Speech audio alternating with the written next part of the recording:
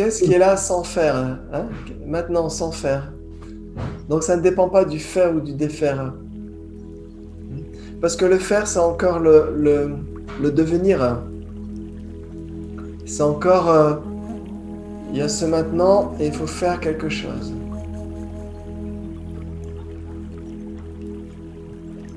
Donc la méditation, c'est comme une sorte d'abandon au faire. Hein? On dit je vais méditer, je vais faire de la méditation. En fait, on abandonne le faire. Le faire et la méditation s'abandonnent à l'intérieur. Hein? Et le méditant est abandonné aussi. Donc il n'y a plus de miroir avec un méditant en face. Le miroir est vide. Ça paraît bizarre. Parce qu'on dit tiens, je fais ça, donc je médite, donc voilà, je médite. C'est bien, je fais pour quelque chose. On a l'impression de faire pour obtenir quelque chose. Hein? Donc la méditation, il y a rien à obtenir. C'est l'inverse de tout ce qu'on nous fait miroiter. Vous allez faire ça, vous allez pratiquer ça, vous allez faire ceci, vous aurez un résultat de ceci ou de cela. Ici, en méditation, on vit simplement de la méditation. La méditation se vit d'elle-même, à travers elle-même, à l'intérieur d'elle-même. Donc c'est vrai que mentalement, on a du mal à saisir dans nos habitudes. Parce qu'on pense qu'il y a quelque chose à faire, mais c'est l'inverse. C'est justement laisser les choses, laisser le yin et le yang s'alterner, l'inspire, l'expire, les bonnes sensations, les mauvaises sensations, le temps qui passe, ça paraît long la méditation, des fois ça paraît court la méditation, tout ça vous laissez passer.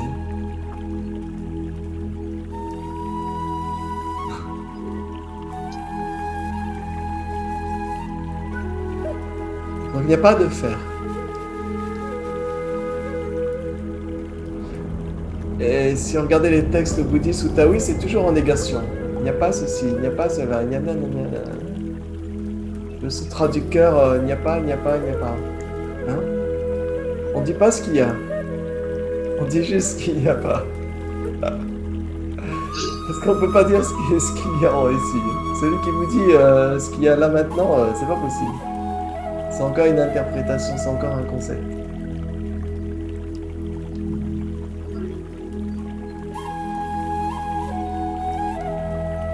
Est-ce que ça voudrait dire qu'il y a encore quelque chose qui regarde?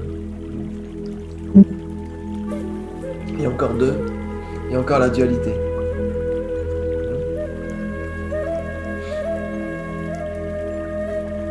Donc ici, on a fait 15 minutes de zazen. Méditation zen. Donc vous voyez, pour l'esprit, c'est un peu contraignant. Pour le corps, c'est contraignant. La posture, ça peut être contraignant. Et pour l'esprit, c'est contraignant. Parce qu'on lui demande juste de intéresse-toi à cet espace ici, l'air qui rentre, l'air qui sort. Tu t'intéresses à ça, mais le mental va dire bon ok, je m'intéresse à ça. Et puis il commence à s'intéresser. Là, pendant 5 minutes, il regarde, inspire, inspire. Et puis le petit singe, il dit bon, bah maintenant, on va passer à autre chose. Parce qu'il y a besoin de sa nourriture quotidienne. C'est besoin de faire quelque chose. Les pensées ont besoin d'interpréter les choses, de mentaliser, de créer une sorte de vérité. Et donc, il crée un après. Bon, et après, alors maintenant, qu'est-ce qu'on fait? Parce que ici, il ne se passe pas grand-chose. Bon, ok, maintenant, le petit singe, après, il dit, bon, ok, maintenant, je suis calme. Hein, j'ai bien réussi, à 5 minutes, 10 minutes. Bon, et maintenant? Ça, c'est toujours le mental. Donc, il n'y a pas de faire. C'est un abandon. Vous allez voir qu'à un moment donné, dans votre abandon, les larmes vont arriver. À un moment, dans votre abandon, il y a comme tout ce que vous tenez comme lié à soi, à moi, à je. Il y a comme quelque chose qui se défragmente. Et le je peut pleurer. Parce qu'il y a quelque chose qui se défragmente et il y a comme d'un seul coup, vous vous permettez à ce voile, à ce nuage de devenir invisible face au ciel. Et à ce moment-là, il y a comme une sorte d'ouverture, si on peut pas mettre cette image.